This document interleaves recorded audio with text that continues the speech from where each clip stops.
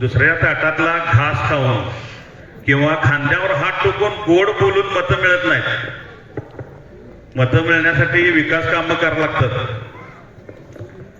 ज्या शाहू महाराजांच्या कामाचे तुम्ही उद्घाटन करत सुटला, त्या शाहू महाराजांच्या प्रचारात तुम्ही मतदानाच्या आधी 4 दिवस आलाय साहेब. आता PL साहेबांच्या नावाखाली सगळी मतं मागं सुटले. घड्याळ चिन्हावर सुद्धा PL साहेबांच्या नावाखाली मतं मागतात आणि भाजपचा उमेदवार काँग्रेसमध्ये येऊन ते सुद्धा PL साहेबांच्या नावावर मतं मागालाय. काल एकावर असं बोलत होतो, त्यांना म्हटलं की आपल्याला जोर लावा लागतोय, कुठल्याही परिचय मतदारसंघात जास्त लक्ष द्यावं लागतंय, कारण धनशक्ती जास्त काम करायला लागलं इथं.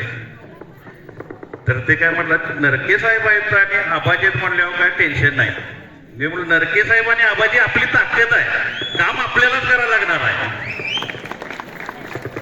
तर मी एकच सांगतो, आमच्या गावातनं आम्ही सुट्टी देत नाही, तुम्ही तुमच्या गावातनं सुट्टी द्यायची नाही, एवढं करायचं.